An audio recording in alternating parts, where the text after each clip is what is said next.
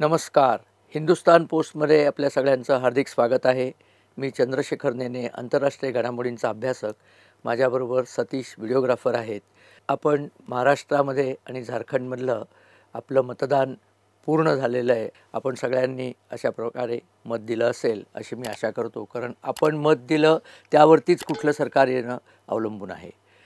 इकडे आपलं मतदान चाललं आहे आणि तिकडे आपण बघतोय जागतिक परिस्थिती दिवसेदिवस अधिकाधिक स्फोटक होत चाललेली आहे. का स्फोटक होती आहे? तर अमेरिकेमध्ये डोनाल्ड ट्रम्प निवडून आलेले आहेत. ते 20 जानेवारीला आपला कार्यभार सांभाळतील, पण त्याच्या अगोदर त्यांनी स्वतःच्या टीमची रचना करायला सुरुवात केली आहे.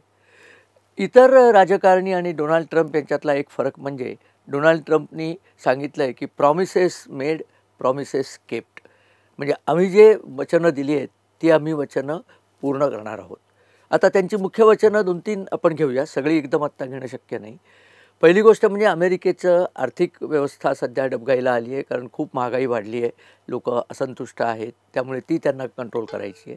त्याच्याकरता त्यांनी सांगितलं आहे की अमेरिकेने जो नाहक खर्च युक्रेनच्या लढाईमध्ये केलेला आहे, जवळजवळ 200 ते 300 अब्ज डॉलर अमेरिकेचे त्यात गुंतलेले आहेत, तो सगळा बंद करायचा, ही त्यांची इच्छा आहे. दुसरं त्यांनी सांगितले, अमेरिकेमध्ये घुसखोरांचा प्रश्न स्फोटक होत चाललेला आहे. आजच्या घडीला साधारणपणे 1 कोटी ते 1.25 कोटी घुसखोर अमेरिकेत आहेत, असा एक प्राथमिक अंदाज आहे. आणि हे घुसखोर जे आहेत ते सगळे गेल्या 4 वर्षात जो बायडन यांच्या अध्यक्षपदाच्या काळामध्ये जे घुसखोरींच्या विरुद्ध केलेल्या यंत्रणा त्यांनी दुर्बळ करून सोडल्या होत्या त्यांनी आलेले आहेत. यातले बहुतेक घुसखोर सगळे दक्षिण अमेरिकन खंडामधनं मेक्सिको मार्गे येतात, पण त्यामध्ये जवळजवळ 1 ते 1.25 लाख भारतातनं गेलेले सुद्धा घुसखोर आहेत. आणि हे घुसखोर म्हणजे कुठल्याही तऱ्हेच्या कायदेशीर त्यांच्याकडे कागदपत्र नसतात, ते कसे तरी करून अमेरिकेत घुसतात आणि अमेरिकेत मग त्यांच्याकरता तलाश सुरू होतो की त्यांना काय नोकरी द्यायची, काय करायचं वगैरे. तर गेल्या वेळेला काय झालं होतं की असे घुसखोर यायला लागले आणि ते सगळे कुटुंबासकट येत होते, तर अमेरिकेने अशी एक पॉलिसी केली होती की त्यांच्या मुलांना वेगळं ठेवायचं आणि आईबापांना वेगळं ठेवायचं. म्हणजे त्यांची अशी कल्पना होती, असं सांगितल्याने हा संदेश जेव्हा घुसखोर करण्याच्या जिथनं ते येतात तिकडे जाईल, तेव्हा ती लोकं म्हणतील की नको जायला अमेरिकेत. तसं तर काहीच झालं नाही. उलट अमेरिकेला या मुलांना सांभाळण्याचा वेगळा खर्च आणि घुसखोरांना ठेवण्याचा वेगळा खर्च झाला. आता ट्रम्पनी सांगितलेलं आहे की हे सगळे 1 कोटी घुसखोर मी परत पाठवणार आहे, ज्याला डिपोर्टेशन म्हणतात. म्हणजे त्यांना उचलायचं, त्यांची उचलबांगडी करायची, ज्या देशातनं ते आलेत त्या देशात परत पाठवायचं. हे करण्याकरता ट्रम्प यांनी 2 महत्त्वाची प्यादी निवडलेली आहेत. ट्रम्पनी आपली सगळी टीम सांगितलेली आहे की आम्हाला कुठले कुठले लोक आता घ्यायची आहेत. त्यातलं या पर्टिक्युलर घुसखोरांच्या प्रश्नाकरता महत्त्वाची टीम आहे ते म्हणजे टॉम होमान या नावाचे एक 62 वर्षीय राजनैतिक आहेत. आणि त्यांना गेल्या वेळेलासुद्धा ट्रम्पनी घुसखोरांना कंट्रोल करण्याचीच जबाबदारी दिली होती. यावेळेला त्यांना तीच जबाबदारी दिली आहे आणि त्यांना सांगितले हे सगळे उचलायचे आणि त्यांची उचलबांगडी करायची. आणि त्यांनी स्पष्ट सांगून टाकलं की मी हे करणार आहे. आमचा सरकारचा हे ध्येय धोरण आहे की कोणीही घुसखोर अमेरिकेत बेकायदेशीरपणे येता कामा नये. आणि गंमत तुम्हाला सांगतो, यांची नेमणूक झाली अशा बातम्या जेव्हा मेक्सिकोत पोचल्या, तेव्हा मेक्सिकोतल्या एजंटकडे जो ओघ होता दक्षिण अमेरिकेतल्या घुसखोर लोकांचा, तो एकदम थांबला आणि त्यातली लोकं परत जायला लागली. याला म्हणतात धाक. ट्रम्प आणि होमान या दोघांचा धाक एवढा जास्त आहे की हे घुसखोर आपणच परत जायला झालेत. अमेरिकेतले पुरोगामी पत्रकार होमानना म्हणले की अहो पण त्या मुलांना वेगळं केलेलं आहे, त्यांचं तुम्ही काय करणार, मुलं आणि फॅमिली वेगळी करणार का? होमानने इतकं सुंदर उत्तर दिलं. ते म्हणले अजिबात वेगळी करणार नाही, आम्ही त्या मुलांना त्यांच्या कुटुंबाच्या एकत्र बरोबर आणू आणि सगळ्यांना उचलून परत पाठवून देऊ.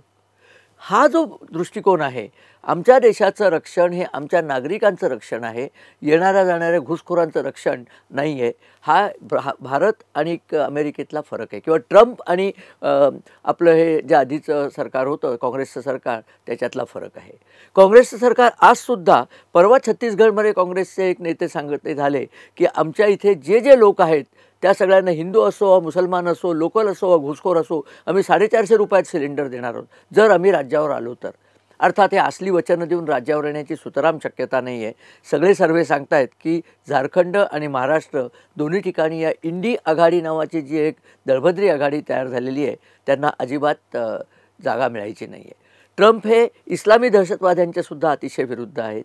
ट्रम्प हे पाकिस्तानच्या पूर्णपणे विरुद्ध आहेत. पाकिस्तानला कुठलीही मदत करण्याकरता ट्रम्पना त्याचा अतिशय तिटकारा आहे. त्यांनी सांगितलंच होतं की त्यांना मदत केली की ते लगेच अधिक दहशतवादी तयार करतात आणि ते दहशतवादी आमच्यावर येऊन हल्ले करतात.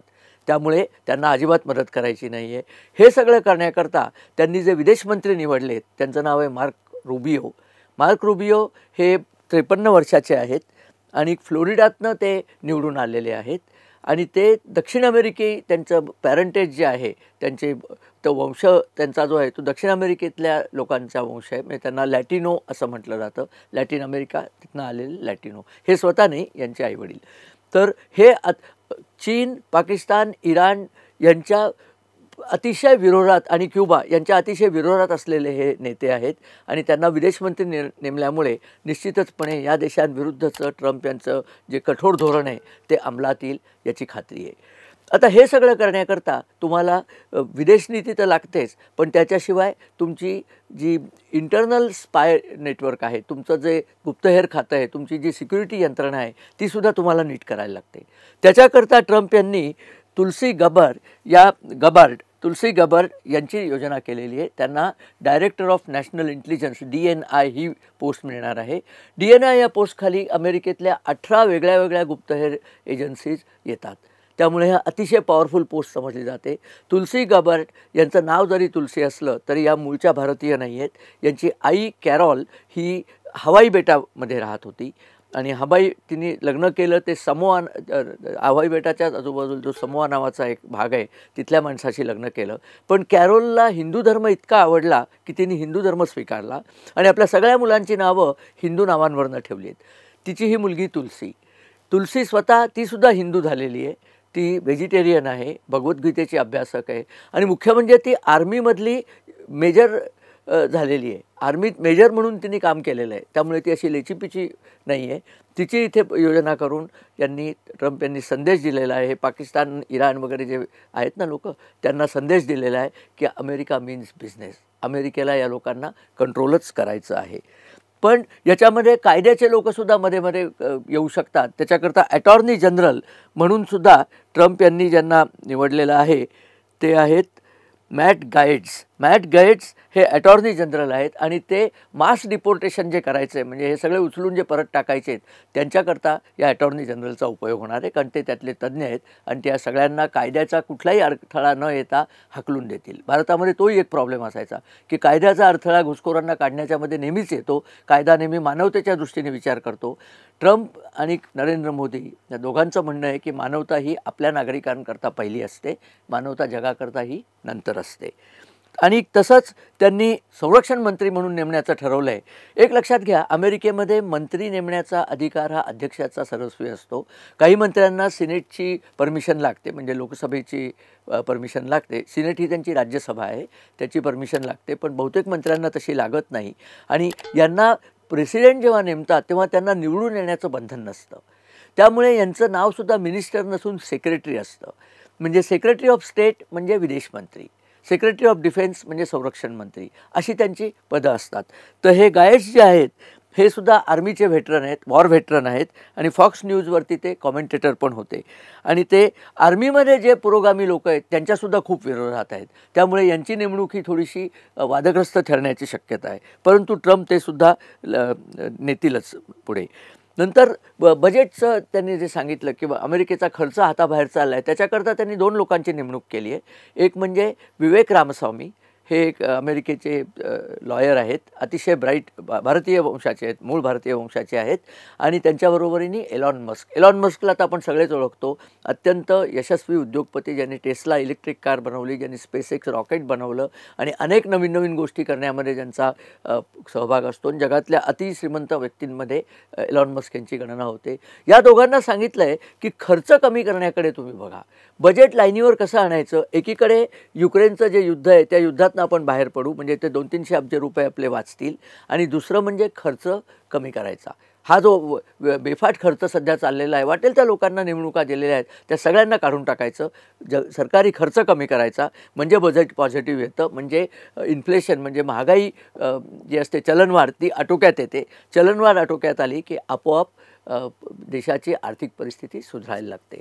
हे सगळं करण्याची जबाबदारी या दोघांवर टाकलेली आहे. आता हे ट्रम्प करत असताना तिकडे बायडन महाराजांनी जाता जाता काय खेळी केली तिकडे एक छोटंसं लक्ष देऊया.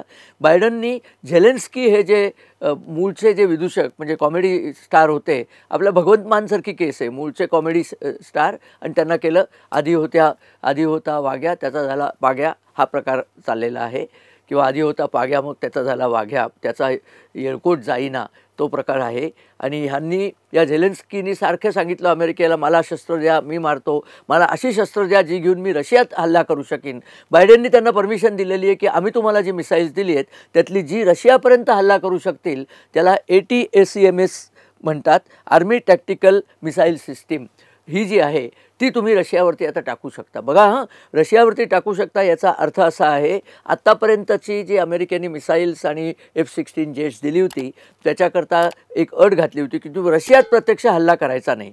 त्याचं कारण असं आहे की रशियाने जो भाग बळकावलेला आहे युक्रेनचा तिथे तुम्ही हल्ला करू शकता, पण रशियात जर हल्ला केला तर पुटिनने साफ सांगितलेलं आहे की आमच्यावरती जर तुमच्या मिसाईलचा हल्ला झाला तर आम्ही हा नेटोनी रशियाविरुद्ध युद्ध छेडलं आहे असं मानू, आणि मग आम्हाला करायचं ते आम्ही करू, आम्ही अण्वस्त्र वापरायलासुद्धा मागे पुढे पाहणार नाही.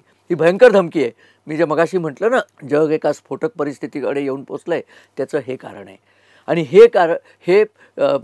ही जी झेलेन्स्कीची सेना आहे, युक्रेनची सेना, त्यांनी ऑलरेडी त्यांची ATACMS मिसाईल्स ज्यांचं 300 किलोमीटर रेंज आहे, ती ब्रॅन्स्क नावाचं जे रशियामधलं ठिकाण आहे तिथे एक मिलिटरी मिसाईल डेपो होता, त्याच्यावरती मिसाईल टाकलेली आहेत. आत्ता तरी या मिसाईलच्या टार्गेटच्या बाहेर मॉस्को आहे, त्यामुळे मॉस्कोवरती हे मिसाईल आपटेल किंवा सेंट पीटर्सबर्गवर हे मिसाईल जाऊन हल्ला करेल असं होणार नाही. परंतु ब्रॅन्स्क, रोस्टोव ही जी प्रमुख शहरं आहेत रशियामधली, जी युक्रेन बॉर्डरच्या जवळ आहेत, त्या शहरांवरती हल्ला होऊ शकतो.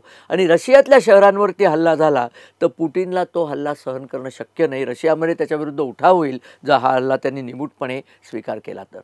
त्यामुळे पुटिनने जर प्रतिहल्ला केला, पुटिन आत्तासुद्धा प्रचंड प्रतिहल्ले युक्रेनवर चढवतच आहे, पण यातून जर प्रतिहल्ला केला तर परिस्थिती कठीण होणार आहे. बायडेननी सांगितलं की पुटिनने नॉर्थ कोरियाचे 20,000 सैनिक इथे वापरलेले आहेत, तो आम्हाला धोका आहे, त्यामुळे आम्ही ही मिसाईल टाकतोय, आम्हाला नॉर्थ कोरियन सैनिक इथे नको आहेत, अशी सध्या शाब्दिक वाचावाची चालली आहे. काय झालं आहे लक्षात घ्या, ट्रम्प युद्ध थांबवायला बघतायत, त्याला युद्ध थांबवता येऊ नये म्हणून बायडन आणि डेमोक्रॅट पक्षांनी ही चाल रचलेली आहे. या चालीचं उत्तर आता कसं दिलं जाईल ते आपल्याला बघायचंच आहे. बायडननी आणखीन सांगितलं आम्ही तुम्हाला एवढी मदत करू, आर्थिक मदत, की पुढचं वर्षभर तुम्हाला ते पैसे पुरले पाहिजेत. अहो पैसे पुरतील पण शस्त्रास्त्रांचं काय, कारण शस्त्राचं पाठवायला वेळ लागतो, शस्त्रास्त्र मॅन्युफॅक्चर करायला लागतात. ती ATACMS मिसाईल्स खूप थोड्या प्रमाणात युक्रेनकडे आहेत. युक्रेनकडे हायमार्स नावाची आणखीन एक मिसाईल्स आहेत, पण ती पण कमी अमाऊंटमध्ये आहे. ती जास्तीत द्यायला अमेरिकेने ती द्यायला पाहिजेत, तसं आत्ता होत नाही आहे. पण आपल्याला बघायला लागेल काय होतं ते. तसंच ट्रम्पचा इराणवरती सुद्धा खूप राग आहे, त्यामुळे इराणवरती सुद्धा हल्ला करण्याची ट्रम्पची तयारी आहे. आत्ताच आपण ऐकलं असेल, इराणचे जे सर्वोच्च नेते होते खामेनेई, ते जिवंत आहेत का मेलेले आहेत कोणी सांगत नाही, त्यांना कोमा झाला आहे, त्यांना अटॅक आला आहे, अशा बातम्या आहेत. इस्रायल आता इराणवर लवकरच हल्ला करणार आहे, कारण नेतान्याहूच्या घरावरती हिजबुल्लांनी पुन्हा एकदा हल्ला केला आहे, त्यामुळे नेतान्याहू भयंकर संतापलेले आहेत. ही सगळी चिन्ह काहीतरी भयंकर घडेल इकडे दाखवत आहेत. आम्ही याच्यावरती वेळोवेळी व्हिडिओ करणारच आहे, कारण असं काही झालं तर आपल्याला ते आपल्या भारतावरती त्याचा काय परिणाम होईल याचाही विचार करायला लागेल. भारताच्या शेअर मार्केटवर काय परिणाम होईल, आपल्या प्रगतीवर काय परिणाम होईल, त्याच्यावरती आपण वेळोवेळी बोलणारच आहोत. आत्ता इथेच थांबतो. हा व्हिडिओ जर आपल्याला आवडला तर आपण मित्रपरिवाराबरोबर शेअर करा, आमच्या चॅनलला सबस्क्राईब करा आणि आपल्या कमेंट्स आणि आपले लाईक्स आमच्याकडे येऊ देत. व्हिडिओ बघण्याबद्दल नमस्कार आणि धन्यवाद.